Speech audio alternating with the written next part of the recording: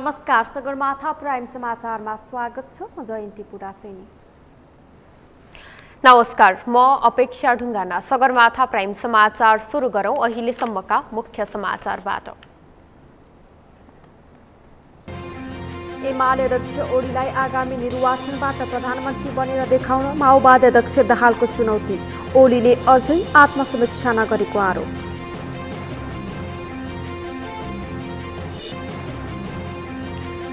आर्थिक वर्ष 2079-80 को बजेटले कृषि उत्पादन र निर्यातको क्षेत्रमा योगदान दिने कृषि मन्त्री यादवको भनाई। 1 वर्षभित्रमा नेपाल कृषिमा आत्मनिर्भर हुने दाबी। इलाम चुरे जंगलको जग्गा भूमाफियाको कब्जामा। संयौं रोपनी जमिन दोहन गरी व्यवसाय सञ्चालन हुँदा पनि सरकारी संयन्त्र मौन।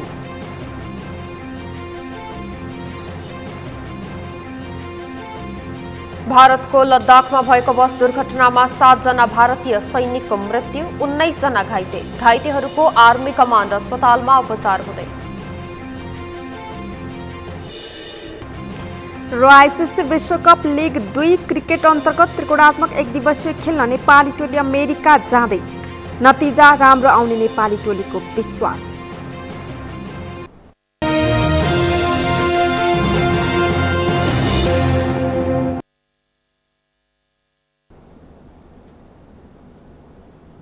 सगरमाथा प्राइम समाचार अब विस्तारमा। सत्ता साझेदार नेकपा माओवादी केन्द्रका अध्यक्ष पुष्पकमल दाहालले एमाले अध्यक्ष केपी ओलीलाई आगामी निर्वाचनबाट एक्लै प्रधानमन्त्री बनेर देखाउन चुनौती दिनुभएको छ। अध्यक्ष दाहालले आफू र आफ्नो पार्टीको सहयोगमै ओली 2 पटक प्रधानमन्त्री बनेको दावी गर्दै अब एमालेको तर्फबाट प्रधानमन्त्री बनेर देखाउन चुनौती दिनुभएको हो। अबको निर्वाचनबाट एक्लै प्रधानमन्त्री बनेर ओलीले देखाए मात्रै आफूले कदर गर्ने उहाँको भनाइ थियो। अध्यक्ष दाहालले स्थानीय तहको निर्वाचनसम्म आइपुग्दा एकपछि अर्को हार खाएका ओलीले अझै पनि आत्मसमीक्षा गरेर अघि बढ्न नचाहेको संसदमा दिएको अभिव्यक्तिबाट पुष्टि भएको पनि बताउनुभयो।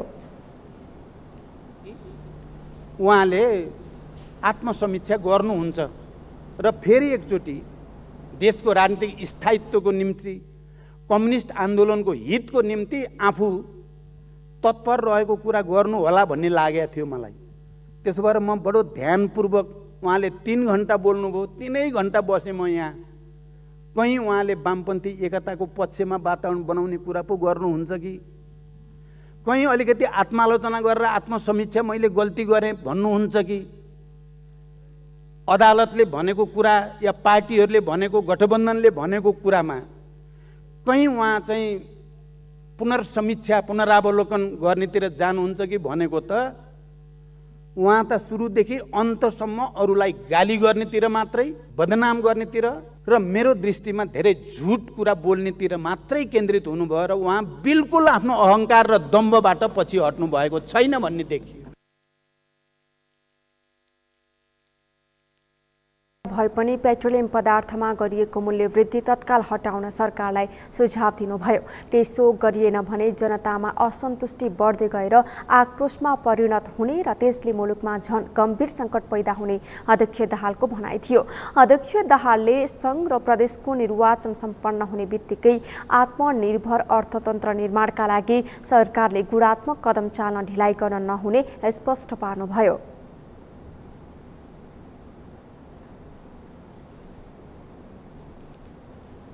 जनतालाई राहत दिने कुरामा सरकारको ध्यान जाओस्। मलाई लाग्छ सम्माननीय प्रधानमन्त्रीले यो विषयलाई गम्भीर रूपले लिनुभएको छ र यसको समाधान गर्नको निम्ति हामी अगाडि जानु छ। तत्काल त हामी फेरि प्रदेश र सङ्घको निर्वाचनतिर जाँदैछौँ।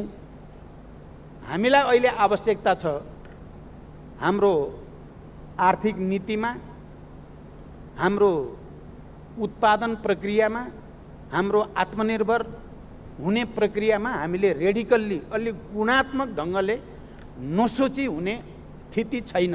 तर हामी निर्वाचन वर्षमा प्रवेश गरिसकेका छौँ। हामी त्यो निर्वाचनमा त जानु नै छ। निर्वाचन प्रक्रिया सम्पन्न हुनेसँगै आउने दिनमा अगाडि बढाउने काम अनि कृषिमा आधारित उद्योगहरू स्थापना गर्ने काम, भू उपयोग नीतिलाई अझ परिमार्जन र त्यसलाई कार्यान्वयन गर्ने कुरा यो सबैमा हामीले गुणात्मक ढङ्गले सोच्न जरुरी छ।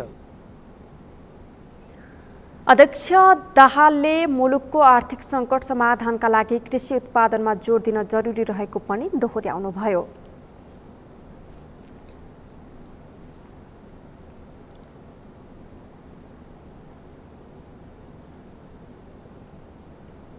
नेपाली कांग्रेसका वरिष्ठ नेता रामचन्द्र पौडेलले निजगढ अन्तर्राष्ट्रिय विमानस्थल नबनाउनु भन्ने सर्वोच्च अदालतको फैसलालाई अविवेकी निर्णयको संज्ञा दिनुभएको छ।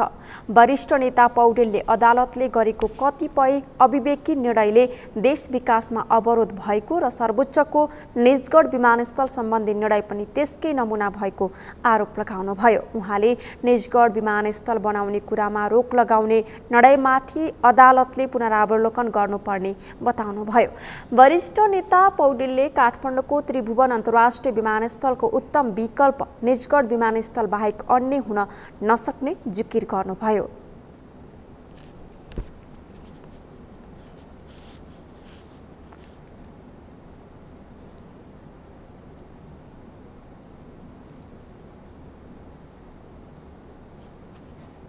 जनालाई त्यतिकै रोकिदिने निर्णय अदालतले गर्नु यो अदालतको चाहिँ वास्तवमा विवेक सम्मत निर्णयको रूपमा मैले मान्न सक्दिनँ। यसलाई विवेक सम्मत निर्णय हो भनेर म मान्न सक्दिनँ। वरिष्ठ नेता पौडेलले विमानस्थल बनाउने भनिएको स्थानमा बाँकी रहेको जङ्गललाई जोगाउन सरकार सक्रिय रहनुपर्ने बताउनुभयो।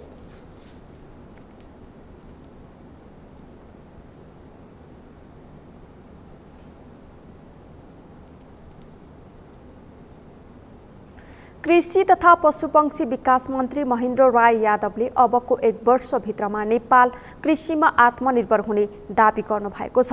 मन्त्री यादवले सरकारले ल्याएको आगामी आर्थिक वर्ष 2079-80 को नीति तथा कार्यक्रममा कृषिलाई जोड दिएकोले कार्यान्वयनलाई लागू गर्ने हो भने नेपाल आगामी 1 वर्षभित्र कृषिमा आत्मनिर्भर हुने बताउनु भएको हो। उहाँले आगामी आर्थिक वर्षको बजेटले कृषि क्षेत्रमा, उत्पादनको क्षेत्रमा र निर्यातको क्षेत्रमा महत्त्वपूर्ण योगदान दिने बताउनुभयो। मन्त्री यादवले कृषि नेपालको मेरुदण्ड भएको बताउँदै कृषिलाई कसरी आत्मनिर्भर गर्न सकिन्छ भन्ने कुरा नै अहिलेको प्रमुख चुनौती भएको बताउनुभयो। उहाँले नेपालमा जनशक्तिको अभाव रहेको पनि बताउनुभयो। गर्न सकिने यो हाम्रो लागि चुनौतीको विषय हो र यसपालिको बजेटमा साथीहरू बहुत राम्रो कुरा उठाउनु भएको छ। यसपालिको बजेट मलाई लाग्छ जुन अहिले नीति कार्यक्रममा आएको छ कृषि क्षेत्रमा एउटा विगतभन्दा अलिकता धेरै परिवर्तनको रूपमा आएको छ। त्यसमा धेरै सुधारको प्रक्रियाहरू लेखिएको छ र त्यसलाई कार्यान्वयन सवाल हाम्रो मूल समस्या भनेको कार्यान्वयन कसरी गर्ने।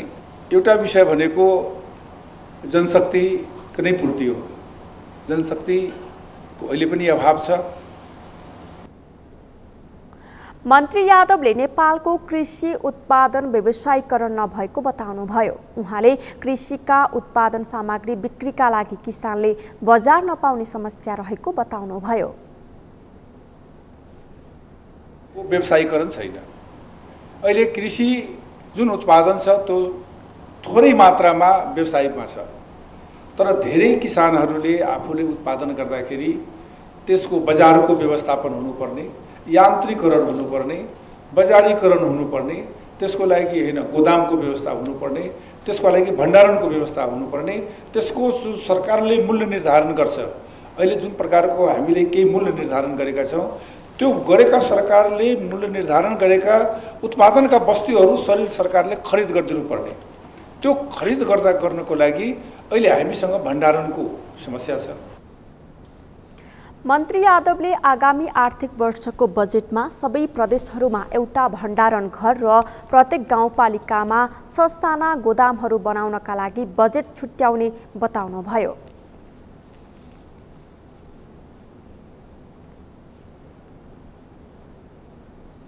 ऊर्जा, जलस्रोत तथा सिंचाई मन्त्री पम्फा भुषालले पेट्रोलियम पदार्थको आयात कम गर्न साइकल र विद्युतीय सवारी साधनको प्रयोग गर्नुपर्ने बताउनु भएको छ। मन्त्री भुसालले पेट्रोलियम पदार्थबाट चल्ने सवारी साधनको प्रयोगलाई कम गर्न साइकल उपयुक्त विकल्प भएको बताउनुभयो। मन्त्री भुसालले साइकल र विद्युतीय सवारी साधनको प्रयोगले वातावरणलाई स्वच्छ बनाउने र भोग्नु परेको वातावरणीय समस्या समाधान हुने पनि बताउनुभयो। साथै मन्त्री भुसालले महिनावारी हुँदा महिलालाई हेप्ने समाजको दृष्टिकोणलाई परिवर्तन गर्न आवश्यक रहेको बताउनुभयो। उहाँले महिनावारी हुनु भनेको कुनै नराम्रो कुरा नभई महिला भएको परिपक्वताको टुङ्गो लागेको बताउनुभयो। मन्त्री भुसालले महिनावारी हुनु पाप नभई गर्वको कुरा भएको भन्दै पछिल्लो समय सोचमा परिवर्तन भइरहेको बताउनुभयो। महिनावारी स्वच्छता दिवसको अवसरमा आज काठमाडौँको वसन्तपुरदेखि ललितपुरको मङ्गल बजारसम्म बृहत र्याली समेत भएको थियो।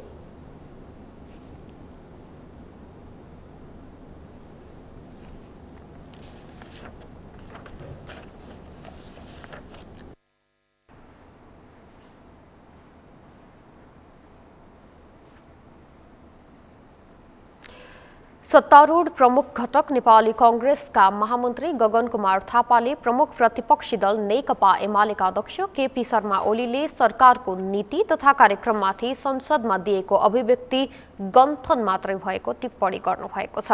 स्थानीय चुनावमा रन्थनिएको बेला ओलीले सरकारको नीति तथा कार्यक्रममाथि गन्थन मात्रै प्रस्तुत गरेको उल्लेख गर्दै महामन्त्री थापाले त्यसको जवाफ दिइरहन आवश्यक नभएको तर्क गर्नुभयो। आज सरकारको आगामी आर्थिक वर्षको नीति तथा कार्यक्रममाथिको छलफलमा भाग लिँदै उहाँले ओलीको अभिव्यक्तिमा निर्वाचनमा हार बेहोरेको कुण्ठा बाहेक कुनै प्रश्न तथा विचार नभएको र असहमति पनि नभएको जिकिर समेत गर्नुभयो।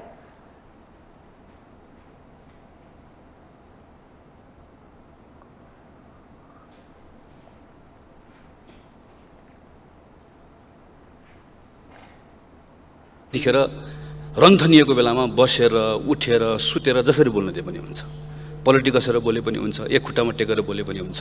अहिले हामीले सुनिदिनुपर्छ। कहाँ बोल्ने कहिले बोल्ने भन्ने बोल्नेले हेक्का राख्ने कुरा हो। हामीले केवल विचार भन्न सक्छौँ, यति मात्रै हो। महामन्त्री थापाले सरकारले मङ्सिरमा सङ्घ र प्रदेशको चुनाव सम्पन्न गराउने प्रतिबद्धता पनि व्यक्त गर्नुभयो। स्थानीय तहको निर्वाचन शानदार ढङ्गले एकैपटक सम्पन्न गराएको सरकारले मङ्सिरभित्र सङ्घ र प्रदेशको चुनाव गराउने उहाँले बताउनुभयो।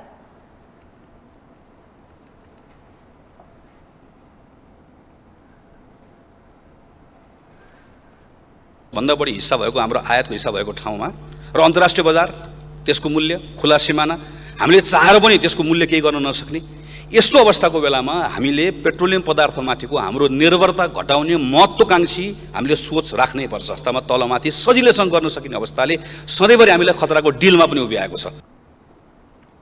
पूर्वमन्त्री समेत रहनुभएका महामन्त्री थापाले आयात प्रतिस्थापन गरेर मात्रै मुलुकको आर्थिक सङ्कट पार्न सकिने भएकाले त्यस विषयमा सरकारलाई गम्भीर बन्न पनि ध्यान आकर्षण गराउनुभयो।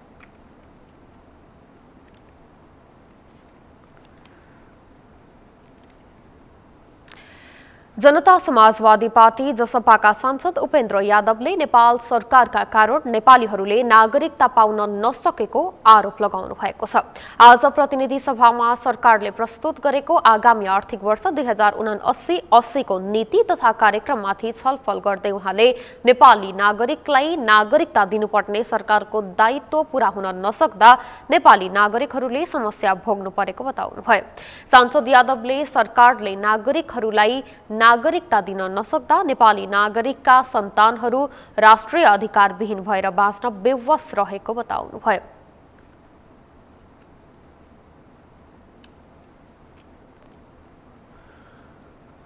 प्रहरी प्रशासन र कर्मचारीको अभावमा कार्यमा जुन क्षमता देखाउनु पर्ने थियो त्यो देखाउन सकिरहेको छैन र उल्टै दोष लगाइन्छ प्रदेश र संहिता कामै लाग्दैन भनेर। यो दोहोरो चरित्रको अन्त्य हुन जरुरी छ। संविधानको धारा 56(5) मा विशेष संरक्षित र स्वायत्त क्षेत्र कायम गर्ने र संघीय कानुन बमोजिम हुनेछ भनेको छ।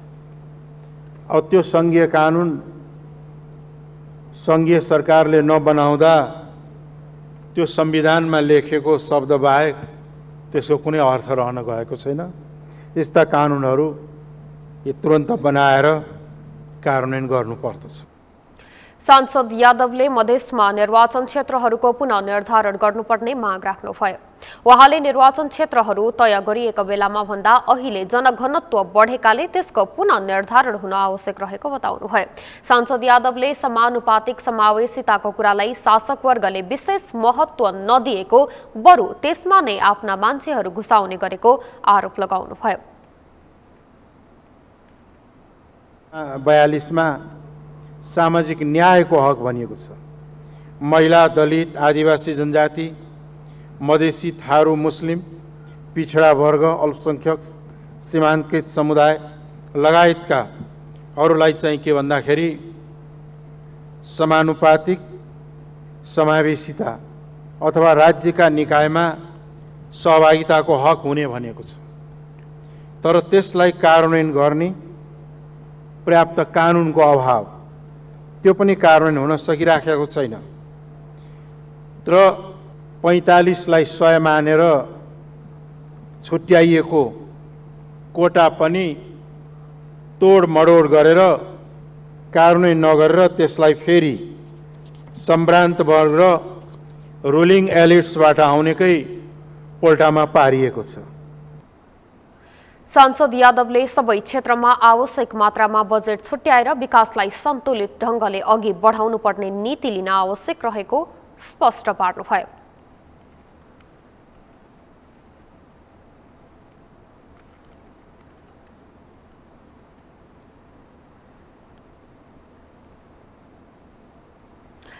स्थानीय तहको निर्वाचन सकिएसँगै राजनीतिक दलहरू निर्वाचन परिणामबारे आन्तरिक समीक्षामा जुटेका छन्।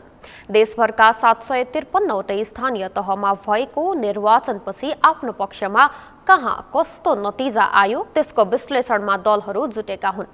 यसैबीच नेकपा एमाले स्थानीय तहको मत परिणामलाई आक्रमण र बुथ कब्जाको संज्ञा दिएको छ। नरेन्द्र महताराको रिपोर्ट। 2074 सालको स्थानीय तहको निर्वाचनबाट देशको पहिलो पार्टीको रूपमा रहेको नेकपा एमाले 2079 साल वैशाख 30 गतेको निर्वाचनपछि पनि देशको पहिलो र शक्तिशाली पार्टीको रूपमा स्थापित हुने निर्वाचन अघि एमालेको दाबी थियो। तर निर्वाचनको मत परिणामले एमालेलाई दोस्रो श्रेणीमा झारिदिएको छ। यसपटकको स्थानीय तह निर्वाचनमा एमाले सोचे अनुरूपको परिणाम ल्याउन सकेन। यसपटक देशका शक्तिशाली स्थानीय तहको प्रमुखमा एमाले शून्यमै सीमित भएको छ। 2074 सालको स्थानीय तह निर्वाचनमा देशका 6वटा महानगरपालिका मध्ये 2वटा महानगरपालिकाको प्रमुखमा एमाले बाजी मारेको थियो। सो निर्वाचनमा एमालेको तर्फबाट काठमाडौँ महानगरपालिकाको प्रमुखमा निर्वाचित विद्यासुन्दर साक्य र पोखरा महानगरपालिकाको प्रमुखमा निर्वाचित मानबहादुर जीसीको उम्मेदवारी परेको थियो। यसपटकको स्थानीय तह निर्वाचनमा यी महानगरपालिकाहरूमा एमाले नयाँ उम्मेदवारहरू सिफारिस गरेको थियो।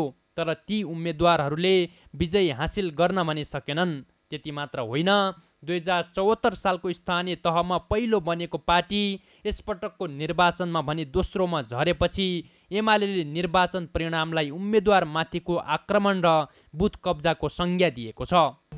निर्वाचन स्वच्छ हुन सकेन, निर्वाचन धाँधली रहित हुन सकेन।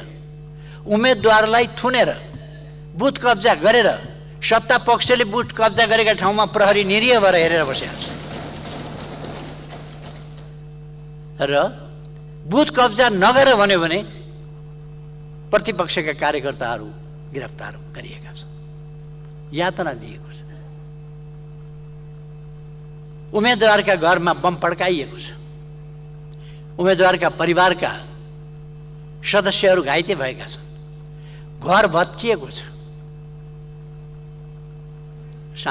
शान्तिपूर्णै भयो सबैतिर।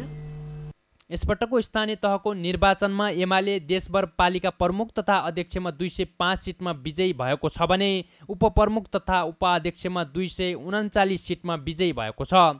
गठबन्धनको तर्फबाट नेपाली काङ्ग्रेस देशभर 328 सिटमा पालिका प्रमुख तथा अध्यक्षमा विजयी भएको छ भने 301 सिटमा उपप्रमुख तथा उपाध्यक्षमा विजयी हुँदै पहिलो पार्टी बनेको छ। विगतका निर्वाचनमा एमालेको पकड रहेका कतिपय स्थानीय तहहरूमा समेत यसपटक एमाले नराम्रोसँग पराजित भएको छ। यतिसम्म कि पार्टीका शक्तिशाली नेताहरूकै ओडामा पनि एमालेको पराजय भएको छ। 2074 सालको स्थानीय तह निर्वाचनमा एमालेको पक्षमा जुन जनमत थियो त्यस्तो जनमत यसपटक भने देख्न सकिएन। यस्तै यसपटकको निर्वाचनमा आम मतदाताले पार्टीगत घेरालाई तोड्दै व्यक्ति विशेषलाई निर्वाचित गरेको पाइएको छ।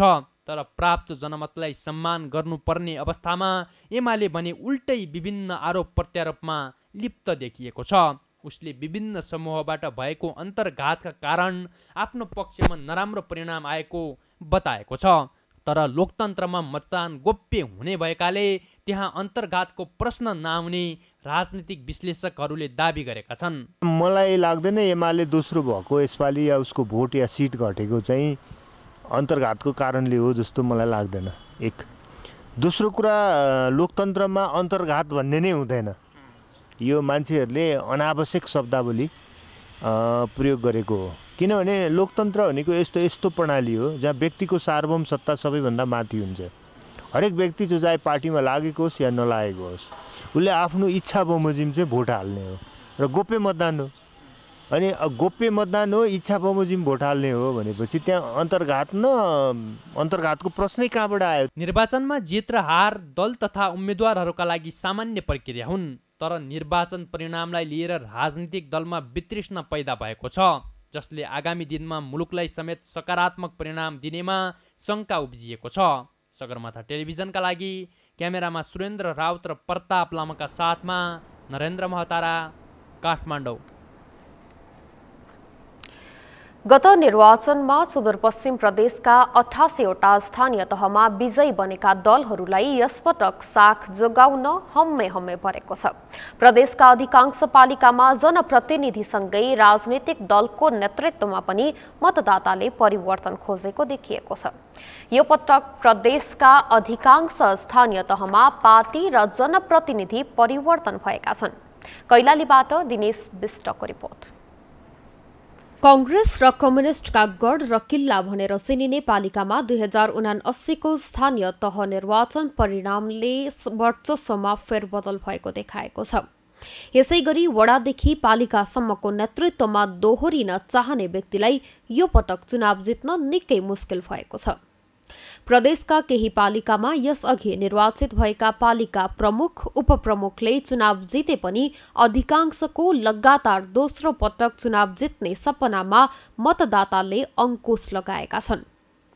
पहाडी जिल्लाका केही स्थानीय तहमा दोस्रो कार्यकालका लागि दोहोरिने अवसर मिलेको भए पनि कैलाली र कञ्चनपुरमा भने बेलौरी नगरपालिकाका प्रमुख पोतीलाल चौधरी बाहेक अन्यले दोहोरिन पाएनन्। वडा तहसम्मका हाम्रा सरकारहरूले जुन रूपमा काम गर्नुपर्थ्यो अथवा हाम्रा जनप्रतिनिधिहरू सेवकको रूपमा काम गर्नुपर्ने ठाउँमा शासकको रूपमा काम गरे। उनीहरूले अधिकार पर्याप्त हामीले दियौँ, स्रोत साधन सीमित हो र उहाँहरूको कार्यशैली व्यवहारको हिसाबले, चिन्तनको हिसाबले र अरू कुरा के त भन्दा हामीले नयाँ अभ्यास गर्दै गर्दा जुन खालको जनप्रतिनिधिहरूमा महत्त्वाकांक्षा जागेर आयो त्यसले पनि जनताको मन जित्न सकेनन् र दुईटा कारणले गर्दा हिजोका जनप्रतिनिधिहरू दोहोरिन सक्ने अवस्था देखिन दोहोरिएन भन्ने मलाई लाग्छ। डडेलधुराको अमरगढी नगरपालिकाकी निवर्तमान उपप्रमुख सङ्गीता भण्डारीलाई पार्टीले यो पटक नगर प्रमुखको उम्मेद्वार बनाए पनि भण्डारीको धरौटी जफत भएको छ। डडेलधुराकै आलीताल गाउँपालिका र नवदुर्गामा पुनः उम्मेद्वारी दिएका बलबहादुर गुरुङ र कविन्द्र विष्टलाई यो पटक जनताले पत्याएनन्। दार्चुलाको महाकाली नगरपालिकामा रहेको हंसराज भट्ट र शैल्य शिखरका अमरसिंह धामी दोस्रो कार्यकालका लागि जनतामाझ गठबन्धन गरेर गए पनि चुनाव जित्न असफल भएका छन्। शैल्य शिखरमा पनि एमालेका विजयसिंह धामीले अमरसिंह धामीलाई मेयरमा दोहोरिन दिएनन्। कैलाली र कञ्चनपुरमा दोस्रो कार्यकालका लागि चुनावी प्रतिस्पर्धामा उत्रिएका उम्मेद्वारले अप्रत्याशित हार बेहोरेका छन्। कञ्चनपुरको बेदकोटमा यसअघि उपप्रमुख रहेको सुशीला सिंहले यो पटक नगर प्रमुखमा जित हात पार्न सकिनन्। कञ्चनपुरको लालझाडी गाउँपालिकामा अध्यक्ष रहेका मदनसेन बडायक यो पटक पराजित भएका छन्। कैलालीकै कैलाली गाउँपालिकामा दोस्रो कार्यकालका लागि अध्यक्ष र उपाध्यक्षमा दोहोरिन चाहेका नेकपा माओवादी केन्द्रका लाजु राम चौधरी र लक्ष्मी सतगौवा थारू पराजित भएका छन्। घोडाघोडीमा नगर प्रमुखमा दोहोरिन चाहेका एमाले नेता ममता प्रसाद चौधरीको पराजय भएको छ। यसैगरी प्रदेशको एकमात्र उपमहानगरपालिकामा दोस्रो कार्यकालका लागि गठबन्धनको तर्फबाट चुनाव लडेका नृप बहादुर वार्डलाई स्वतन्त्र उम्मेद्वार गोपाल हमालले पराजित गरे। 5 वर्षे कार्यकाल पूरा गरेका जनप्रतिनिधि फेरि दोहोरिन खोज्दा पराजित हुनुले जनतामाझ गरेका बाचा पूरा नभएको प्रष्ट हुने नागरिक अगुवाहरू बताउँछन्। जनभावना अनुरूप जनउत्तरदायी र चाहिँ उनीहरूको चाहिँ मागको आवाजमा उनीहरूको विकासको सिलसिलामा शिक्षाको स्वास्थ्यको रोजगारीको सम्बन्धमा र विभिन्न क्षेत्रको विकासमा तीव्रता होस् छिटो होस् गति ल्याओस् यसले भन्दाखेरि अहिलेसम्म तिनीहरूले त्यति गर्न सकेनन्। त्यही हिसाबले जनताले तिनीहरूलाई नजिताएको हुन सक्छ। डोटी जिल्लामा जोरायल गाउँपालिकाका अध्यक्ष दुर्गा ओझा र बोक्टान फुडिसलमा कमल गडसिला भने दोहोरिएका छन् भने बैतडीमा पञ्चेश्वर गाउँपालिकामा अध्यक्ष र उपाध्यक्षमा क्रमशः गोरखबहादुर चन्द र बिना भट्ट दोहोरिएका छन्। यसैगरी बैतडीको दोगडा केदारमा चक्र कार्की र सिगास गाउँपालिकामा हरिसिंह धामी पनि अध्यक्ष दोहोरिएका छन्। डडेलधुराको अजय मेरुमा माओवादी नेता उमेश प्रसाद भट्ट पनि पालिका अध्यक्षमा दोस्रो पटक निर्वाचित भएका छन्।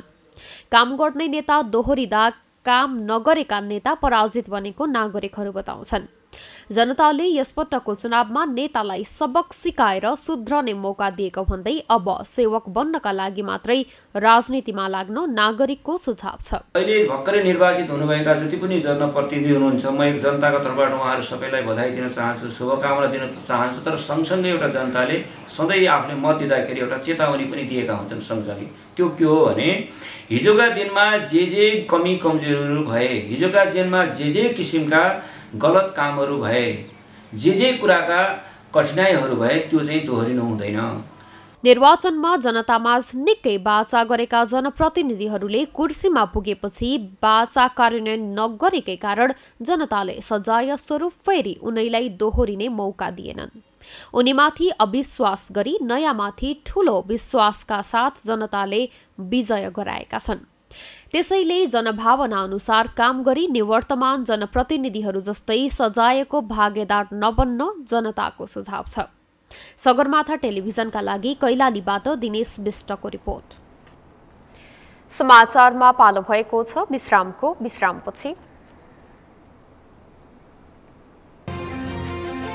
इलामचुरे जंगलको जग्गा भूमाफियाको कब्जामा सयौं रोपनी जमिन दोहन गरी व्यवसाय सञ्चालन हुँदा पनि सरकारी संयन्त्र मौन।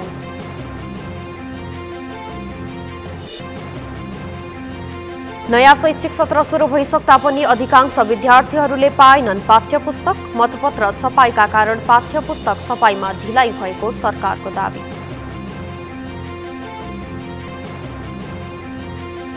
र आइसिसी विश्वकप लिग 2 क्रिकेट अन्तर्गत रेकर्डात्मक 1 दिवसीय खेल्न नेपाली टोली अमेरिका जाँदै नतिजा राम्रो आउने नेपाली टोलीको विश्वास।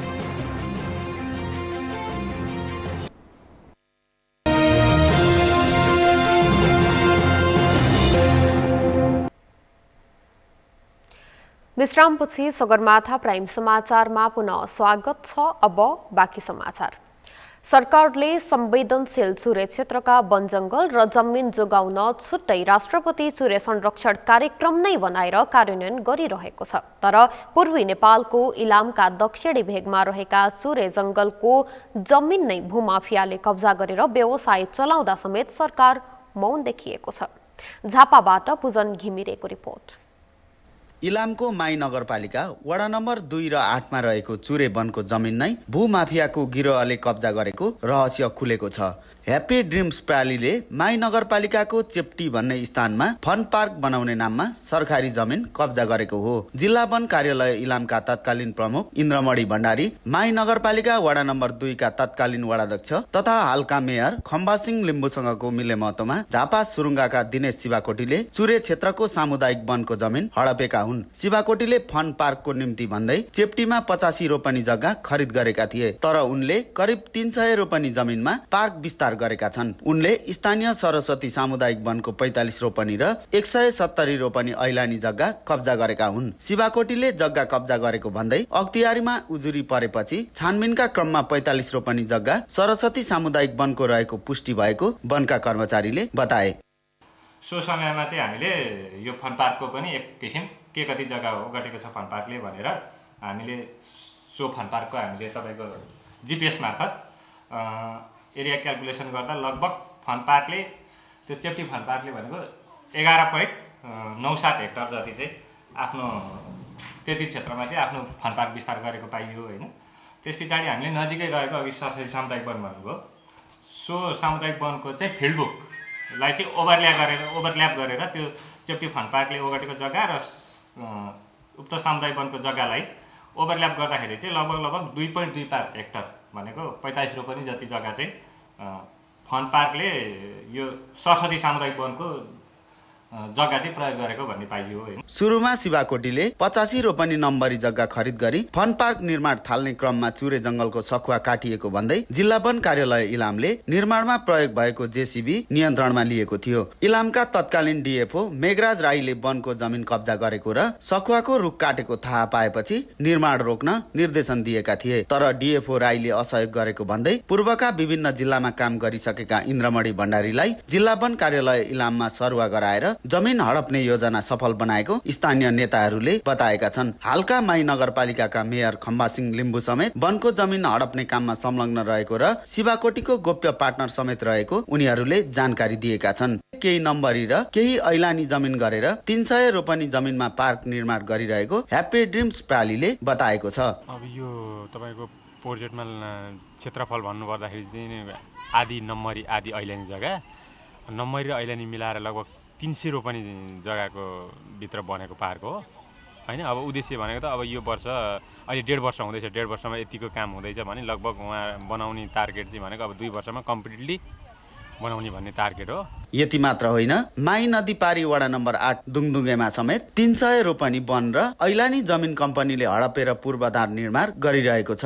माइखोला वारी चेप्टी र पारी दुङदुङेमा रहेको सरकारी जमिन शिवाकोटीले कब्जा गरेको भन्दै स्थानीयले अख्तियारमा उजुरी समेत गरेका छन्। उजुरी पछि अख्तियारले निर्माण कार्य रोक्न पत्रचार गरे पनि काम भने रोकिएको छैन। सञ्चालक शिवाकोटी र उनका साझेदारहरूले वन र अख्तियार सबै सेटिङ गरेकाले कसैले निर्माण रोक्न नसक्ने कुरा आफू निकटहरूलाई बताउँदै आएका छन्। योजना सफल बनाउनकै लागि तत्कालीन वडा नम्बर 2 का वडाध्यक्ष लिम्बूलाई समेत लबिङ गरेर शिवाकोटीले नै मेयरको टिकट दिलाएको बुझिएको छ। हाल पार्क निर्माण भइरहेको स्थानमा 2060 सालमा चुरे जैविक संरक्षण परियोजना र युएनडीपीले $50,000 खर्च गरेर चुरे संरक्षण गर्ने अभियान नै चलाएको पाइएको छ।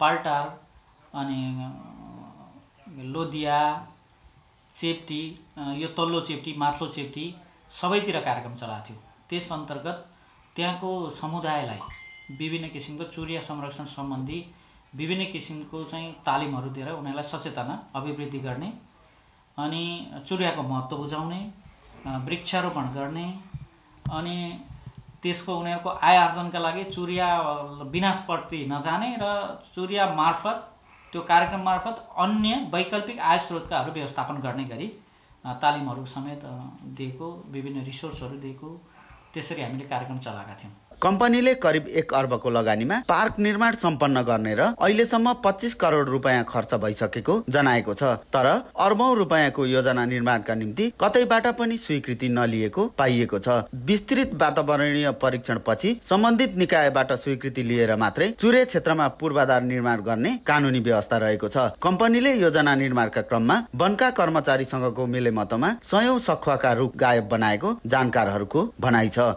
सगरमाथा टेलिभिजनका लागि क्यामेरामा सुभाष भण्डारीका साथमा पूजन घिमिरे, इलाम। नयाँ शैक्षिक सत्र सुरु भइसक्दा पनि अधिकांश विद्यार्थीहरूको हातमा भने पाठ्यपुस्तक पुग्न सकेको छैन। वैशाख दोस्रो साताबाटै विद्यालयहरू सञ्चालनमा आए पनि अधिकांश विद्यालयहरूमा पनि पाठ्यपुस्तक अभाव रहेको छ। स्थानीय निर्वाचनको मतपत्र छपाई लगायतका कारण पाठ्यपुस्तक छपाईमा ढिलाइ भएको जनक शिक्षा सामग्री केन्द्र लिमिटेडले जनाएको छ। मेनुका लम्सालको रिपोर्ट। विद्यालय तहमा नयाँ शैक्षिक सत्रको पठन पाठन सुरु भएको छ। विद्यार्थी कलम कापी र झोला बोकेर विद्यालय धाउन थालेका छन्। विद्यार्थी विद्यालय जाँदा चाहिने पाठ्यपुस्तक हो, तर विद्यार्थीलाई पाठ्यपुस्तक भने सम्बन्धित निकायले पुर्याउन सकिरहेको छैन। विद्यालयमा पठन पाठन थालनी भएसँगै राज्यले विद्यार्थीलाई पुस्तक उपलब्ध गराउनु पर्ने हो, तर अधिकांश विद्यालयमा वर्षेनी पाठ्यपुस्तक नपुग्ने गरेको गुनासो आउने गरेको छ। कोभिड-19 का कारण 2 वर्ष थलिएको भौतिक कक्षा कोठाको पठन पाठनमा त्यसै पनि समस्या थियो। त्यसैमाथि हालै मात्र सम्पन्न भएको स्थानीय निर्वाचनका कारण समेत पाठ्यपुस्तक छपाईकै क्रममा रहेका छन्। भर्खरै मात्र सुरु भएको पठन पाठनमा आधा पुस्तक विद्यार्थीको हातमा पुग्दा अध्ययन अव्यवस्थित भएको र पढ्न समस्या भएको विद्यार्थीहरूको गुनासो छ। हामीलाई म्यामहरूले सरहरूले मोबाइलबाट डाउनलोड गरेर पढाइरहनु भएको छ अहिलेसम्म, तर हामीलाई स्कुलमा पढेको भएर घरमा गएपछि प्र्याक्टिस गर्न त्यसलाई रिपिट गरेर पढ्न नपाएर हामीलाई समस्या नै भइरहेछ। त्यो बुक नपाइदिएमा अलिकति त्यो सब्जेक्टहरू गाह्रो पनि छ, अनि प्र्याक्टिस गर्न र रिभाइज गर्न पाएन, त्यही भएर गाह्रो भइरहेछ। नपाएको बुकहरू छ, त्यो बुकहरू चाहिँ सर म्यामहरूले डाउनलोड गरेर पढाइदिन्छ। त्यसबाट चाहिँ हामीलाई अलिकति प्रब्लम नै छ कि हामीले त्यो बुक त देखिँदैन नि, तर म्यामहरूले जति लेखिरहेको छ नि त्यति मात्रै आफ्नो कपीमा लेखेर र घरमा गएर पढ्छौँ। हाम्रो केही बुक आएको छ, केही बुक कसैले पाउने कसैले नपाउने, र बाँकी त सर म्यामहरूले मोबाइलबाट जसरी तसरी म्यानेज गरेर पढाउनु भइरहेछ। बाँकी मिसहरूले लेखेको भरमै हामी पढिरहेको छौँ। बाँकी त हामीले बुकहरू हेर्न पनि पाएको छैन, पढ्नलाई धेरै नै अप्ठ्यारो भइरहेको छ। सरकारले जति सक्दो छिटो बुकहरू ल्याइदियो हुन्थ्यो जस्तो लाग्छ, र जति सक्दो छिटो ल्याए बाँकी स्टुडेन्टहरूलाई पनि धेरै सजिलो हुन्थ्यो। अध्ययनमा मात्र होइन, शिक्षकहरूलाई शिक्षणमा समेत असहज भइरहेको शिक्षकहरूको दुखेसो छ। पाठ्यपुस्तक अभावमा विद्यार्थीलाई बुझाउन विद्यालयले अनलाइनहरूबाट खोजेर पढाउनु पर्ने अवस्था रहेको शिक्षकहरूले बताएका छन्। अमरबहादुर गुरुङद्वारा लिखित संस्मरण सार्वजनिक गरिएको छ। आज काठमाडौँमा एक कार्यक्रम गर्दै संस्मरण सार्वजनिक गरिएको हो। 96 वर्षीय गुरुङले संस्मरणमा आफ्नो जीवनकालमा भोगेका र गरेका कुराहरूलाई प्रकाश पारेका छन्। उनले संस्मरणमा गुरुङ समुदायहरूको भाषा, संस्कृति र राष्ट्रिय महत्त्वको विषयलाई झल्काएका छन्।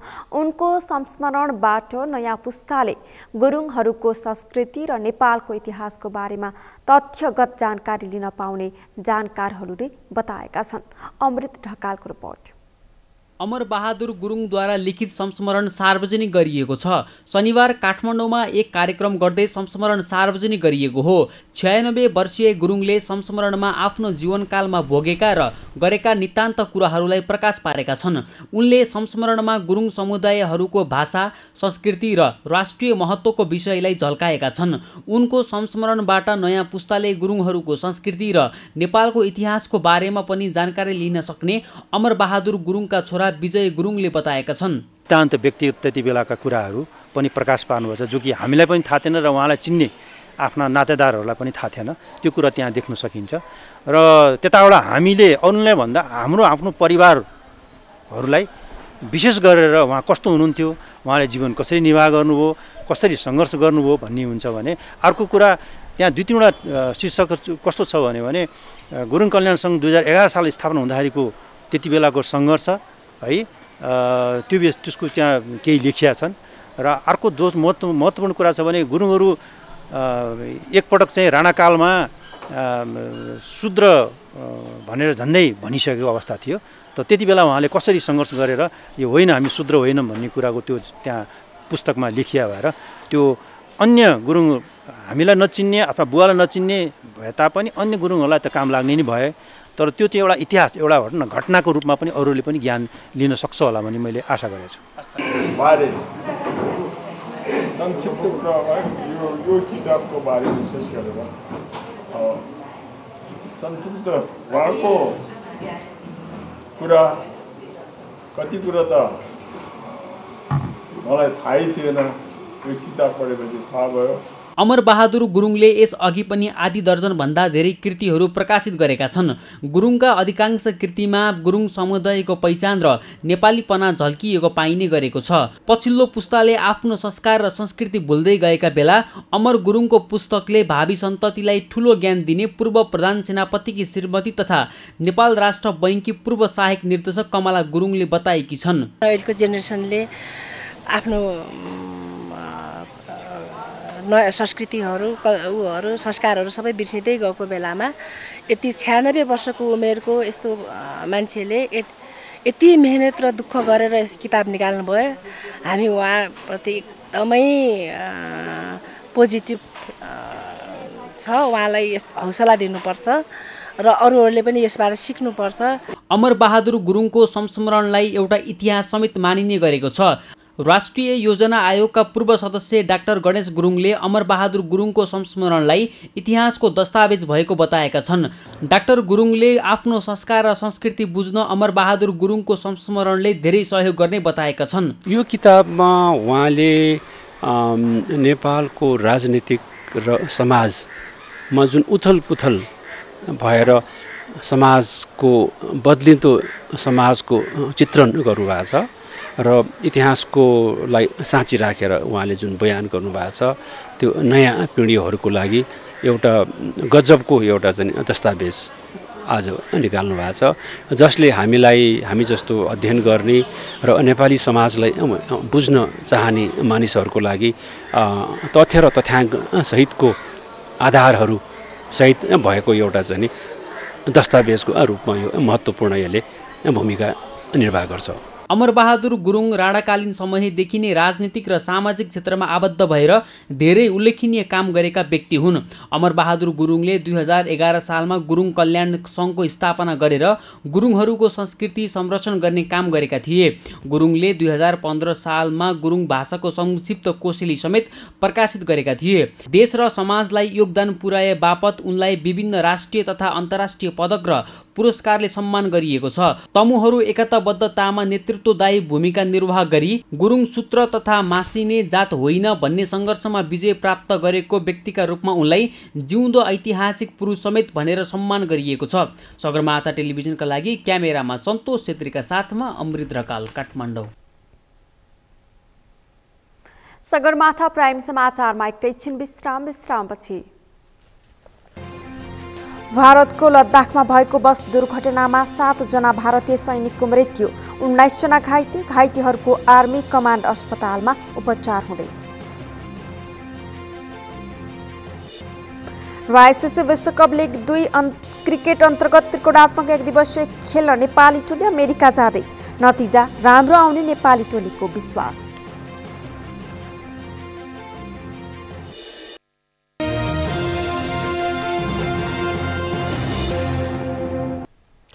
समाचारको अन्त्यमा मुख्य समाचार फेरि एकपटक। एमाले अध्यक्ष ओलीलाई आगामी निर्वाचनबाट प्रधानमन्त्री बनेर देखाउन माओवादी अध्यक्ष दाहालको चुनौती, ओलीले अझै आत्मसमीक्षा नगरेको आरोप। आर्थिक वर्ष 2079-80 को बजेटले कृषि उत्पादन र निर्यातको क्षेत्रमा योगदान दिने कृषि मन्त्री यादवको भनाई, 1 वर्षभित्रमा नेपाल कृषिमा आत्मनिर्भर हुने दावी। इलाम चुरे जङ्गलको जग्गा भूमाफियाको कब्जामा संयौं रोपनी जमिन दोहन गरी व्यवसाय सञ्चालन हुँदा पनि सरकारी संयन्त्र मौन।